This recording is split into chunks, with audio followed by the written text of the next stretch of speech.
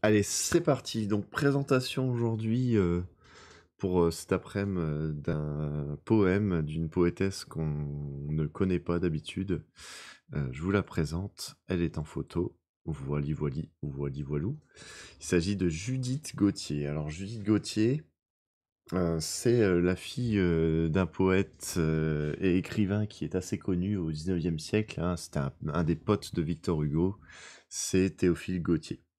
Théophile Gautier, vous le connaissez peut-être. Moins de chance via sa poésie. Son recueil, ça s'appelle Émose et Camée. Mais bon, c'est lui qui a écrit quand même de nombreuses nouvelles et contes fantastiques. Vous connaissez peut-être La Morte amoureuse, La Cafetière. En général, c'est ceux qui reviennent le plus souvent. Et donc, je vous mets une petite image peut-être de notre cher Théophile Gautier. Hop. Il est où Théo? Donc voilà. Le voilà le papounet. Donc Théophile Gautier, un grand auteur que j'adore, c'est un de mes préférés. Et là donc je voulais vous parler un petit peu de sa fille parce que sa fille, elle avait un grand talent aussi d'écriture, mais je trouve qu'elle a de quoi plaire aux gens d'aujourd'hui qui la connaissent pourtant très peu. On va laisser le papounet en petit sur le côté. Tac. Voilà, le petit papounet sur le côté. Et donc en fait, Judith, elle avait un petit peu le style de son père d'une certaine manière, forcément, puisque elle a appris beaucoup auprès de lui et on en reparlera même dans ce poème que je vais vous lire. On y retrouve un petit peu du style de son père, mais on voit qu'elle a lu d'autres livres et qu'elle connaissait d'autres écrivains parce qu'elle emprunte un petit peu à tout le monde. Et c'est là la richesse de Judith Gauthier, c'est que c'est quelqu'un en termes d'écriture qui est vraiment une forge, en quelque sorte, issue, qui a des matériaux qui viennent de différents horizons poétiques. Et je trouve qu'elle passe partout, du coup. Et ça, c'est chouette. Et en fait, là où son père était passionné donc en tant que parnassien, on appelait ça les parnassiens, les poètes comme Théophile Gautier. Lui, il était passionné d'antiquité, de choses exotiques et même de la nature. Enfin, en tout cas, c'était tout un culte de la beauté qu'il aimait bien. Elle, ça y ressemble, mais elle a un petit côté un peu plus romantique et en même temps, donc ça, c'est ce qu'on verra plutôt en deuxième partie quand on parlera d'un recueil. Elle était passionnée par l'Asie. La Chine et le Japon, c'est les deux grands pays de l'œuvre de Judith Gauthier. Elle en a fait des traductions, elle en a fait en termes de poésie, mais elle a fait des petits contes, des petites nouvelles qu'elle a remaniées ou qu'elle a inventées d'elle-même. Et voilà, c'était une passionnée de Japon et de Chine. Et ouais, je la trouve chouette pour ça parce que voilà, elle a un côté orientaliste, comme pas mal d'écrivains de son époque, mais elle s'était vraiment spécialisée sur la Chine et le Japon. Un petit peu indien aussi quelquefois, mais vraiment Chine et Japon. Donc là, on n'est pas en Chine, on n'est pas au Japon. On est vraiment sur un poème un peu plus classique, on va dire en quelque sorte, mais qui va dans le sens de la belle poésie. Et bon, ça parle d'oiseaux, ça parle d'animaux. Bon, en général, ça vous plaît. Donc, on va commencer par la petite lecture. Ok? L'oiseau poète. Là-haut, c'est toi-même, ô poète, libre et presque immatériel. C'est ton esprit, cette alouette envolée au plus haut du ciel. Car c'est dans ton rêve qu'elle chante, en s'efforçant vers la clarté, le vain rêve ailé qui t'enchante, mais par ta chair est garrotté. Vois, l'oiseau plane en une extase, perdu dans l'or du firmament, le soleil flamboie, et l'embrase, le nimbe glorieusement. Et ton poème, il le déclame, l'égrène aux quatre coins des cieux, l'appel inlassable qui clame vers l'au-delà mystérieux. il est le prêtre de ton culte, et d'un vol qui t'est défendu, il porte vers l'éther occulte l'hymne de ton cœur éperdu. Tout est dit. La voix fait silence, l'oiseau tombe au sillon obscur, mais ton chant, poète, s'élance plus haut dans l'insondable azur. Donc ça fait partie des poésies de Judith Gauthier, éditées, je dirais même peut-être rééditées en 1911, parce qu'il y a sûrement des poèmes qui ont été écrits bien avant ça. Mais en tout cas, c'est un regroupement de poèmes. Donc j'ai mis la date de la vieille édition que j'ai. Et c'est à la BNF, donc je réexplique ce que j'ai expliqué dans, dans le pré-live que je faisais avant, parce que je papotais un petit peu. En fait, moi, l'édition que j'ai là dans la main, alors mes mains, vous les voyez pas, mais quand je lis un poème, je fais plein de gestes avec les mains, et malheureusement, vous les voyez pas. Mais bon, là, je veux garder un peu mon anonymat au cas où j'aurais des élèves qui tomberaient sur mes lives. Je veux pas que ça me retombe dessus. Et donc en fait, la BNF, la Bibliothèque nationale de France, c'est donc la plus grande bibliothèque. Elle est sur Paris. Vous pouvez y accéder via l'arrêt de métro Bibliothèque François Mitterrand. Parce que je passe quelques fois quand je vais sur Paris là-bas. Et donc en fait, bah, c'est gratuit.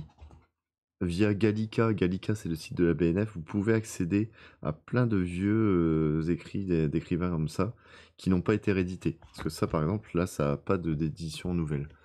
Et donc vous pouvez commander à la Bibliothèque nationale de France, via des libraires, hein, des facsimilés, c'est-à-dire c'est sur commande, il n'y en a pas en stock, ils vous impriment le scan du vieux livre. Donc là, par exemple, les poèmes, je les ai dans leur vieille version, avec la vieille écriture, il y a des petites taches à droite à gauche, tout ça. Donc voilà, c'est quelque chose d'assez rare. Et d'ailleurs, là, le poème que vous voyez et que j'ai lu, j'ai dû le retaper en entier parce que introuvable sur Internet, tout simplement. Voilà. C'est dire ce que je veux essayer de faire un peu honneur à cette chère Judith qui un petit peu a disparu aux yeux des Français. Euh, Donc voilà, j'espère déjà que ça vous a plu, ce petit poème. Alors, si on veut partir sur les bases, hein, vous voyez bien que là, bon, j'ai mis le titre entre guillemets, hein, ça c'est ce qu'on enseigne au collège, du poème. Le titre du recueil poésie, c'est souligné. Même en informatique, j'aurais dû le mettre en italique, mais à l'écrit, on souligne. Bon, bref. Et donc là, vous voyez un petit peu la structure du poème, hein. On va cliquer là pour voir ça. Là, donc, on a une strophe de 4. Donc vous vous souvenez peut-être qu'il s'agit d'un quatrain, une strophe de 4 vers. Une strophe, un paragraphe. Et donc vous avez 6 quatrains dans ce poème. Si on fait un poème assez relativement court, hein, on n'est pas aussi court que avec un sonnet. Un sonnet, c'est les poèmes en 4-4-3-3. Alors, c'est pas une formation de football, c'était une formation de poème. Le sonnet, c'est la base de la poésie. C'est le type de poème le plus connu. Souvent, c'est le poème d'amour, même le sonnet à la Pétrarque, à l'italienne. Et donc ça, c'est la vraie forme courte, la plus courante. Là, c'est un petit peu plus long, hein, 4 x 6, hein, vous faites le calcul. 24.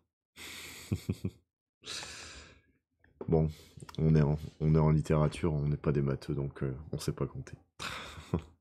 Et donc, voilà. Donc ici, dans ce poème, on a quelque chose d'assez classique au 19e siècle. Si on se rappelle par exemple de l'Albatros chez Charles Baudelaire, Charles Baudelaire que j'avais déjà un petit peu étudié dans un autre live via le poème Correspondance. Qu'est-ce qu'il y a, petit chat? Il y a un chat qui est en train de miauler, je sais pas pourquoi. Ah bah là voilà. Bah alors petite, t'es triste? Bah viens, plutôt que de miauler comme une abrutie. C'est moi que tu cherches. Désolé, c'est le chat qui me parle. Bonjour ma petite.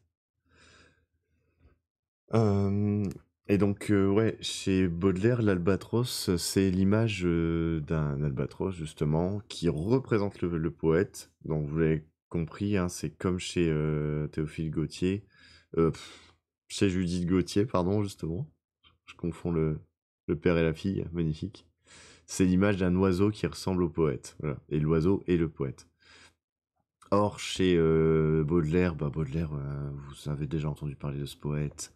C'est le poète trop dark, par définition, il est très sombre. Et là, l'image de l'albatros chez Baudelaire, elle est assez triste, hein, parce que c'est un albatros qui se fait attraper par les humains sur un bateau. Lui, il veut être libre, il veut s'envoler, hein, donc comme un poète, mais il l'attache au bateau. Il se moque de lui et voilà. Donc il y a quelque chose d'assez pessimiste. Et là, euh, chez Judith Gauthier, l'oiseau poète, on a quelque chose qui s'élève, vraiment qui veut parler de la beauté de la poésie. Et la beauté de la poésie, c'est comme l'oiseau. Oh non, je vais pas chanter cette chanson, ridicule. Mais voilà, il y a un côté élévation chez Judith Gauthier, alors que Baudelaire, c'est très pessimiste, d'une certaine manière, c'est vers le bas. Là, si on regarde le vocabulaire, ça va quand même toujours vers le haut. Ne serait-ce que tous les synonymes du ciel qu'on a. Donc on a ciel, en lui-même. Ouh, tcha-tcha. Je suis en train de déplacer le poème. Tac. On a ciel ici. Si je me souviens bien, on avait le mot firmament. Alors le mot firmament, ça veut dire ciel, sauf que il fait partie de cette catégorie de mots assez spécifiques, qui sont les mots poétiques. Si vous allez les jeter dans le dictionnaire, vous voyez quelquefois qu'il y a des mots, dans leur définition, c'est écrit poétique. Et c'est justement des mots qui sont la plupart du temps utilisés juste par les poètes, et qui sont appréciés pour leur jolie sonorité. Le firmament, voilà ça passe bien dans la bouche à prononcer. Et donc firmament, c'est le ciel. On a les cieux, donc les cieux, c'est le pluriel en fait de. Ouais, c'est poétique parce que c'est beau. Voilà, c'est ça. Merci, au revoir. Les cieux, c'est le pluriel de ciel, mais qui justement on donne un petit côté un petit peu divin au ciel. Aller aux cieux, hein, justement, comme quand on dit quelqu'un qui va rejoindre Dieu, par exemple. Et qu'est-ce que j'avais vu d'autre encore comme terme? On a l'insondable azur, ça, c'est aussi le ciel. Puis on a un terme un peu plus spécifique, c'était l'éther occulte. Alors, attention, c'est pas le, le composant liquide chimique qu'on peut tous connaître, l'éther.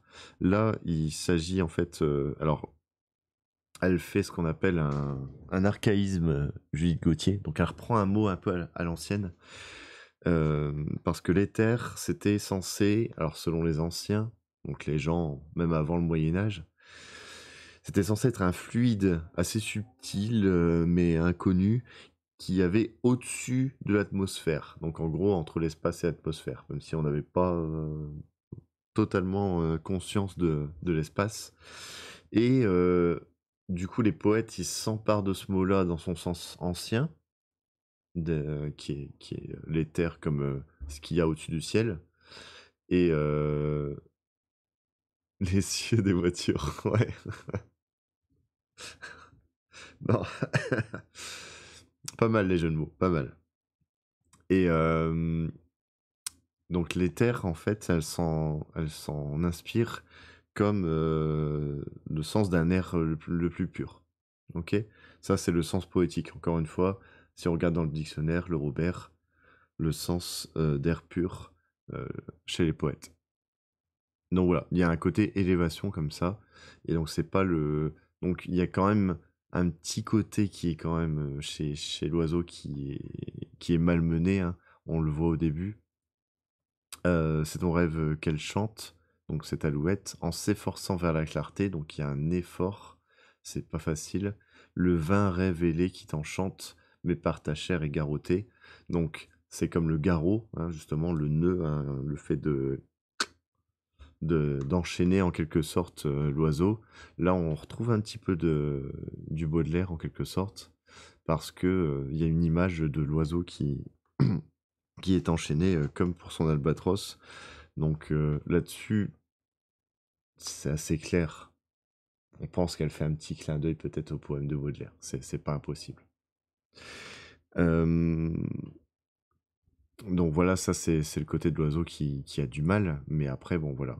Voit l'oiseau plane en une extase. L'extase, c'est le sentiment voilà, où on, on est bien et puis on est en osmose avec la nature, en harmonie avec la nature. Et bon, même le côté un petit peu contemplatif euh, qu'il y a dans le mot extase. Et ah bah voilà, haha, je l'avais pas dit celui-là. Si, je l'avais dit le mot firmament. Perdu dans l'or du firmament. Et donc il s'en va vers le soleil, donc il y a le côté lumineux. Et donc il y a un petit côté divin aussi, d'une certaine manière. Mais attention, chez Judith Gauthier, j'ai un doute qu'il y ait une véritable croyance en Dieu, d'une certaine manière. C'est plutôt qu'elle s'approprie euh, une nouvelle religion, en quelque sorte, mais c'est la religion de la poésie. Je rappelle que chez son papounet, Théophile Gautier, c'est le culte du beau. On... C'était un parnassien. Un parnassien, c'est... Alors, le but des parnassiens, j'en reviens quand même parce que justement, à ça, parce que vous allez comprendre quelque chose. Un parnassien, il réclame son nom de parnassien par le Parnasse. Le Parnasse, vous connaissez peut-être les Parisiens, c'est un quartier hein, où il y a la tour Montparnasse qui est très haute, mais c'était un quartier avant étudiant où paraît-il que les étudiants avaient fait un tas de détritus, de gravats, pour imiter un certain Montparnasse. Et c'est de ça que ça vient le quartier Montparnasse. Et ce Montparnasse, justement, les étudiants s'étaient inspirés du vrai Montparnasse qui est en Grèce. Vous connaissez peut-être voilà, la tour. Mais justement, la tour Montparnasse, elle a un rapport avec ça parce qu'elle est très haute. Et c'est pour ça que, voilà, elle essaie de gratter le ciel parce que, voilà, il y a une référence au Montparnasse. Et vous connaissez peut-être le mont Olympe en Grèce, qui est le mont qui abrite les dieux à son sommet. Eh bien, en Grèce, le Montparnasse, c'est celui qui abritait les muses. Les muses, ce n'étaient pas tout à fait des déesses, mais c'était quand même des êtres assez divins d'une certaine manière. Et c'était les femmes qui représentaient tous les arts. Et il y a même différents types de chants, différents types de théâtre. Il y en avait même, alors je sais plus leur nom, hein, je me souviens juste que celle de la poésie lyrique au départ, elle s'appelait Erato. J'avais étudié un petit peu avec mes élèves à l'époque. Et donc en fait, elle représentait les arts. Il y en a même une qui représente l'histoire. Donc comme quoi l'histoire était représentée comme un art dans l'Antiquité. Et bah, en fait, le Parnassien se réclame de du Parnasse parce que il est le poète qui veut tenter de faire la poésie la plus belle pour avoir une chance de grimper tout en haut du Montparnasse et aller côtoyer les muses. S'il atteint les muses, il a atteint son but. Ok. Donc déjà, il y avait un côté ascendant comme ça chez les Parnassiens. Judith, elle a été très influencée par ça, mais elle a été influencée par tout le monde en même temps, et même par un petit monsieur que vous connaissez pas du tout, qui doit s'appeler, je crois, Victor Hugo, qui était monsieur chef des romantiques. Les romantiques, c'est les opposés des pharmaciens. Des pharmaciens. Et là, la bourde. Les pharmaciens au lieu des pharmaciens. Bravo, merci. C'était l'opposé des Parnassiens. Les romantiques, c'était vraiment sur les sentiments. Les Parnassiens, eux, c'était le culte de la beauté. Et leurs propres sentiments, on les met pas dans nos poèmes. Donc voilà, on retrouve un petit peu de ça. Euh, mais c'est pas pour autant, ouais, justement, qu'il y a un côté divin. Donc, comme on retrouve au début le côté immatériel, de l'esprit, hein. Donc, et justement, dans le poème, dans le poème, le poète est un oiseau. Donc, on parle clairement de réincarnation ici. Mais aussi, vous voyez que l'oiseau, vers la fin, il reprend un autre rôle, c'est le prêtre de ton culte. Le culte du poète, vous devinez ce que c'est, hein, c'est la poésie, évidemment. Mais vous voyez que je vous dis pas des bêtises, prêtre, on pourrait se dire, oh, c'est de la croyance, elle fait comme Victor Hugo, elle croit que Dieu lui a donné un pouvoir de poète et qu'elle doit l'exercer grâce à Dieu. Non, non, non, c'est pas ça. C'est que la poésie devient une religion. Et justement, il y a un mot qui nous le prouve, c'est que l'oiseau, il poursuit son vol vers l'éther occulte. Et tout ce qui est occulte, justement, c'est tout ce qui a trait à la magie, par exemple. Mais en tout cas, ce sont toutes les pratiques qui sont refusées par la science et par la religion. Donc l'alchimie, la magie, la cartomancie, tout ça. Et donc voilà, là on comprend clairement que Judith Gauthier, elle invente une religion. Elle invente la religion de la poésie. Et elle le dit bien elle-même. En plus, quand on voit le mot hymne après, on est clairement dans le vocabulaire religieux, mais du religieux occulte. Donc voilà, c'est le culte de la poésie, mais qui reste occulte, vu la rime, vous l'avez bien compris. Euh, alors, pour parler un petit peu des références, peut-être, il y a des choses qui sont sympas. Euh, Là, on retrouve une petite phrase, c'est assez rigolo. On retrouve un petit peu les caractères de la bruyère. Alors, la bruyère qui... Salut Brostar, et bienvenue sur le live. On parle de poésie là. Mais bon, de toute façon, tu dois voir le... tu dois voir le poème qui est présenté là. Et donc on retrouve un petit peu de chez La Bruyère, parce que La Bruyère, dans les caractères, il commence de manière un peu déprimée en faisant son livre et il écrit Tout est dit. Et en fait, c'est La Bruyère qui, au début, avait le problème de la page blanche. À force de lire plein de livres d'écrivains, il disait Merde, qu'est-ce que je vais écrire? Tout le monde a tout raconté, moi je peux rien faire d'original. D'ailleurs, bon, c'était un peu original, les caractères de La Bruyère à l'époque, mais il y en a plein qui faisaient des bouquins comme ça avec plein de maximes ou de petits textes courts pour réfléchir sur la société et tout ça. Enfin bref, c'est pas le sujet, mais là, ça revient un petit peu à ce qu'a dit La Bruyère. C'est justement, voilà, c'est le poète, en général, sa voix, elle devient silence. Et ça, c'est tout le malheur, et j'aime bien cette opposition dans cette dernière strophe, et en général, une dernière strophe, on met la totale à la fin. On essaie d'éblouir un petit peu le lecteur. C'est ce côté sombre, descendant, qui retombe, parce qu'on a le poète qui meurt et qui retombe dans le silence, donc qui va retomber dans l'inconnu. On sait qu'il y a plein de poètes qui faisaient que de la poésie, qui sont méconnus aujourd'hui des gens parce que ils ont fait que ça.